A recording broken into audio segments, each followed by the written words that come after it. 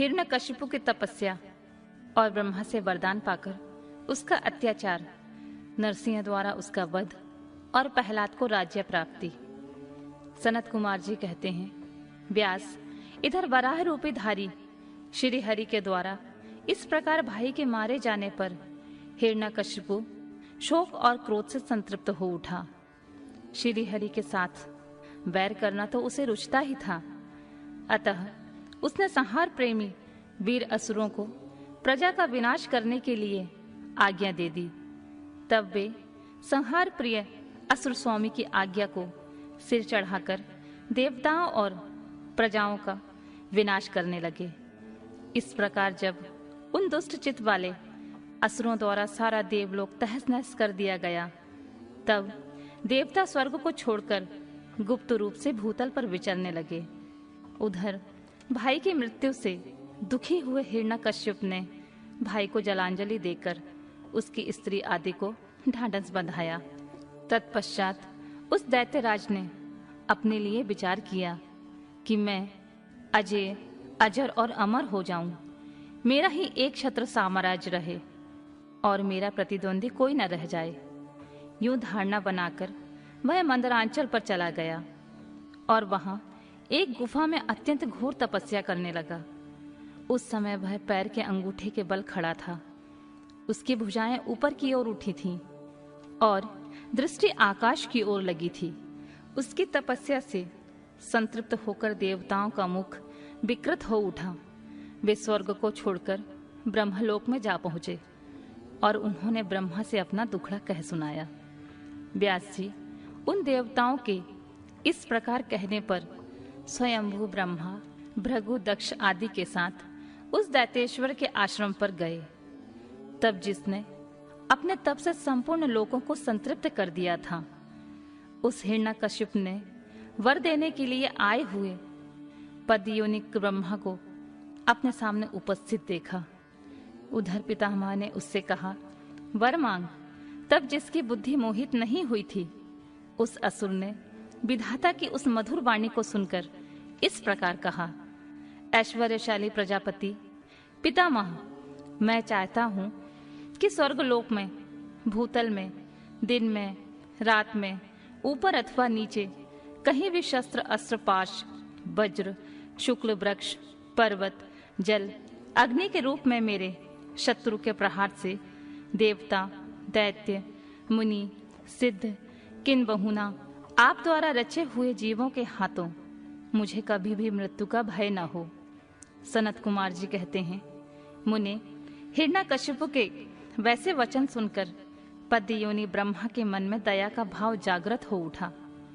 उन्होंने मन ही मन विष्णु को प्रणाम करके उससे कहा, दैतेंद्र, मैं तुझ पर प्रसन्न हूं, अतः तुझे सारी वस्तुएं प्राप्त होंगी।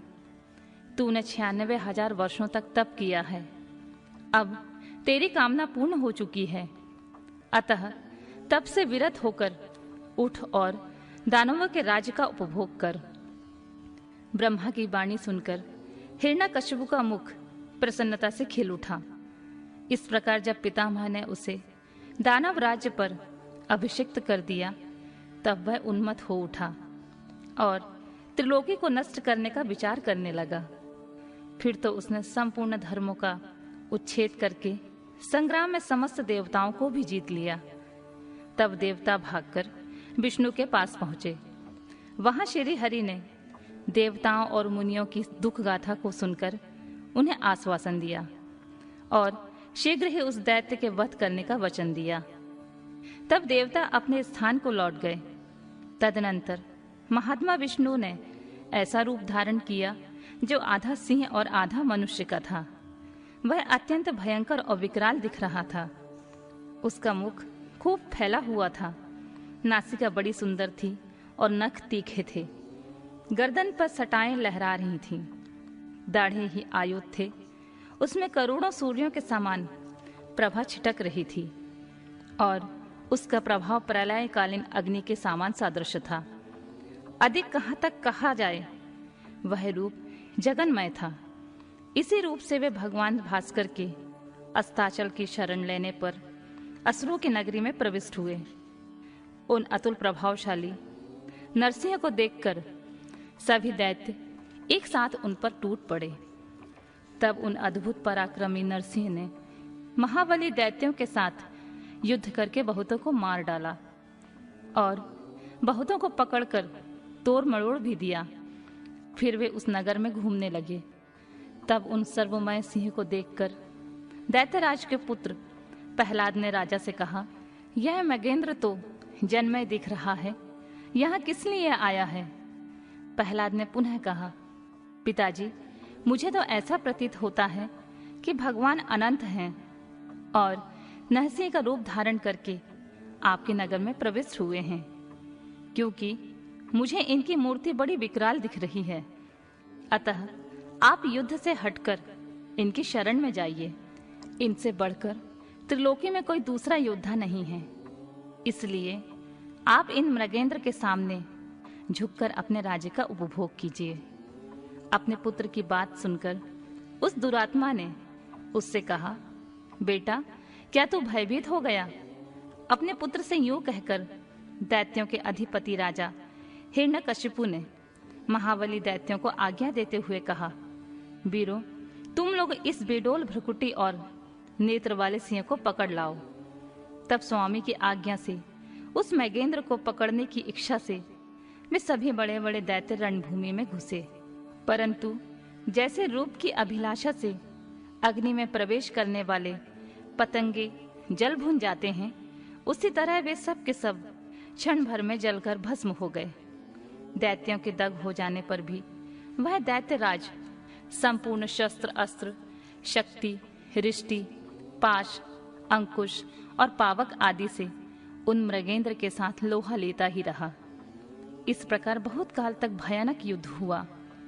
अंत में उन नरसिंह ने वज्र के समान कठोर अपनी अनेकों भुजाओं से उस दैत्य को पकड़ लिया और उसे अपने जांघों पर लिटाकर दानवों के मर्मक को विदीर्ण करने वाले नखांकुरों से उसकी छाती चीर डाली तथा खून से लथपथ हुए उसके हृदय कमल को निकाल लिया। फिर तो उसी क्षण उसके प्राण पखेरु उड़ गए। तब भगवान नरसिंह ने बारंबार के आघात से, जिसके सारे अंग भंग चूर हो गए थे, उस काटभूत दैत्य को छोड़ दिया। उस समय उस देव शत्रु के मारे जाने पर उन्हें बड़ी प्रसन्नता हुई। उसी अवसर पर प्रहलाद ने आकर उनके चरणों में सिर झुकाया। तब अद्भुत पराक्रमी विष्णु ने प्रहलाद को बुलाकर उन्हें दैत्यों के राज्य पर अभिषिक्त कर दिया और स्वयं अतुक्रिय गति को प्राप्त हो गए, अर्थात अंतर्ध्यान हो गए। तदनंतर पितामह आदि समस्त सुरेश्वर परम प्रसन्न हो अपना कार्य सिद्ध करने वाले पूजनीय भगवान विष्णु को उसी दिशा में प्रणाम करके अपने अपने धाम को चले गए। विप्रवर, प्रसंगवश मैंने रुद्र से अंधक की उत्पत्ति, बराह से हिरण्याक्ष की मृत्यु, नरसिंह के हाथों उसके भाई का विनाश और प्रहलाद को राज्य प्राप्ति का वर्णन कर दिया है। दुष्श्रेष्ठ, अब मैं शिव की कृपा से प्राप्त हुए अंधक के प्रभाव का, शंकर जी के साथ उसके युद्ध का और पीछे जिस प्रकार उसे महेश के गणाध्यक्ष पद की प्राप्ति हुई, उस कथा का वर्णन करता हूँ।